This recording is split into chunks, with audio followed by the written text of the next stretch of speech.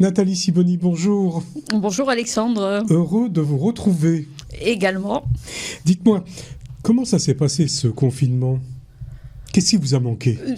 Le confinement s'est bien passé pour moi. J'ai au début eu une envie irrésistible d'aller regarder derrière la porte pour voir ce qui se passait dans la ville. Donc au départ c'est ça, c'est le contact avec l'extérieur.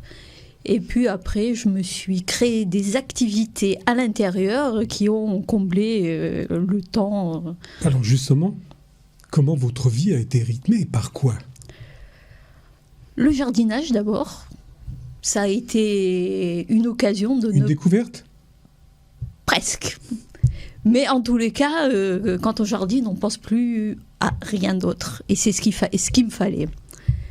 Après, beaucoup de bricolage et la découverte, peinture, décapage, ponçage. Donc, je me suis améliorée dans le domaine.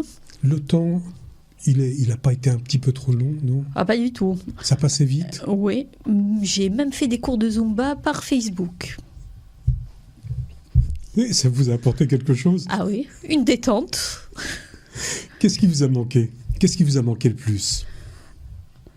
Tout simplement la liberté de sortir et de faire ce que je veux au moment donné où je voulais le faire.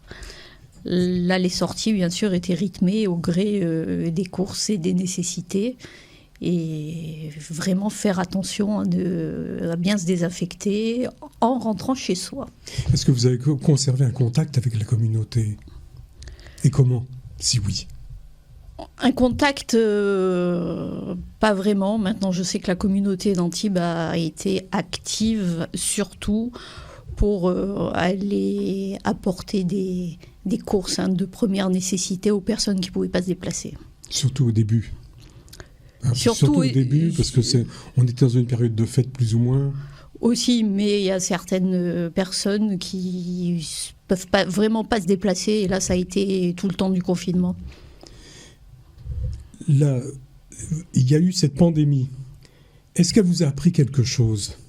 Autant sur vous, peut-être sur les gens qui vous entouraient.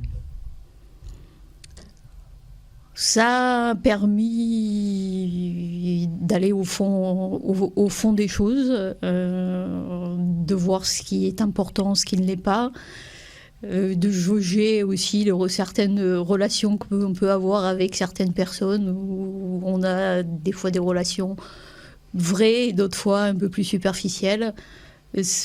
S'il y a plus le premier contact, c'est aller plus loin.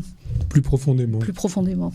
Dites-moi, vous présentez toute l'année, et depuis un bon petit moment déjà, le journal des communautés d'Antibes et de Juan-les-Pins, en compagnie de Sandrine Laïc, qui va venir tout de suite après. Vous n'avez pas envie d'autre chose ?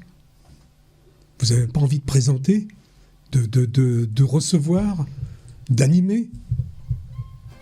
Si, ça peut. Alors, quelles sont vos intentions ? Allez. Je n'ai pas réellement réfléchi, mais c'est vrai que ça serait intéressant de pouvoir interroger une personne ou une autre et d'essayer de la faire se révéler réellement. Ah, je vois bien donc des émissions qui sont des émissions de fond. Tout à fait. Ces émissions, on fait parler un petit peu la personne d'elle-même, de ce qu'elle ressent, de ce qu'elle voit, de ce qu'elle vit.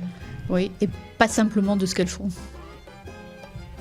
Merci Nathalie, on vous retrouve bientôt pour le journal des communautés. Merci Alexandre. Je l'espère et je vous attends avec impatience.